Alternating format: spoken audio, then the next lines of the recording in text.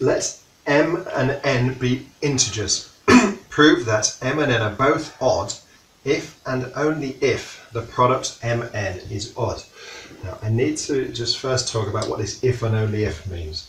So if and only if. If and only if. So if I talk about, say, two propositions, P and Q, so if I say like P, Q, as in P is true, if and only if Q is true. If and only if the construct is this, that's the sign that means if and only if, and sometimes it's called IFF. I will never use that, or don't want to really use it. If and only if, which on its own, I don't think it necessarily makes that much sense as words. It certainly doesn't make that much sense as this double arrow thing. But what it really means logically is, this is a logical equivalent. It means P implies Q and Q implies P. So it means both ways. For example, take something like Pythagoras' theorem, which says if a squared plus b squared equals c squared, then the triangle is right-angled, right? So the a squared plus b squared plus c squared being true imply that the triangle is right-angled. Also, the triangle being right-angled implies that a squared plus b squared equals c squared. That's a clear if and only if. The left implies the right and the right implies the left. And it's and, not or. Right. So what we are doing, we need to prove that m and n are both odd. So m and n are both odd. Odd if and only if mn is odd. Like that. Okay, so what that means is we need to prove the left implies the right and the right implies the left. So we need to show that if m and n are odd, are both odd, then mn is odd. And do remember this subject, this P implies Q thing, it's if left then right, well, assuming it's going that way, it could be the other way across. So if this is true, then this must be true, as in you're talking top row of the truth table TT. So if you recall the other video, we did actually already show this. So if m and n were both odd, the product mn is odd. That, if you're not sure about that, please check the last one that we did. So we need to show that this is true, and we also need to show that the opposite way is true, which I haven't done yet. So if mn is odd,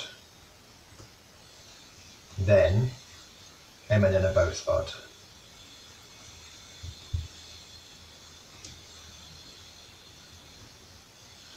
Okay, so the way we are going to approach proving this is to kind of show that the opposite would be impossible. So if I was to show, well, if one of these, if this is odd, then it's impossible for one of these to not be odd. So if I assume that one or both of these is even, then I show that it's impossible to get an even product out of that. Right, so let's consider the case where at least one of m or n is even. Okay, so we need to define m or n being even. So if we call m, so let m equal 2k for some integer k, and that means it guarantees you're talking about an even number. If this is an integer, when we times an integer by 2, you guarantee an even number. So if we call m that, we're considering the case where at least one of these is even. So n, you can just call n, doesn't matter.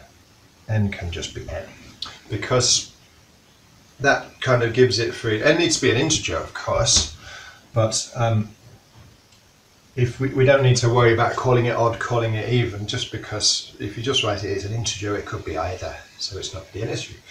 Right, so then if we look to find this product, which we know is odd, so mn in this case would be 2k times n, which would be 2kn. Now 2kn is of the form equals 2 times integer. Well, k is an integer, n's an integer, so kn must be an integer.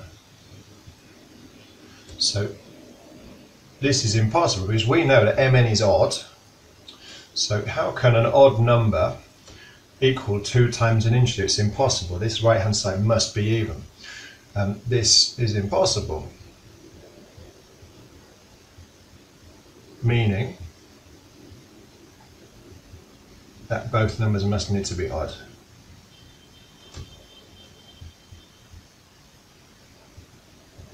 Both m and n must be odd if mn is odd. Okay, so we considered the case where at least one of these things was even. We've written a product out, and you've realised that will always lead to an even product. We've been told that the product is odd. That was we supposed that the premise was true. So this leads to an impossibility. So you can only conclude that they must both be odd. Because if we'd had made these both even, so say we'd called them, I don't know, 2r and 2s, you'd have just ended up with 4rs, which would be 2 times 2rs, which would still be even, which would show another impossibility. So we already know that the first one is true. So this we know is true, and we've just shown that this is true. So all in all, we've shown now that m and n are both odd if and only if mn is odd. Okay, the left implies the right and the right implies the left.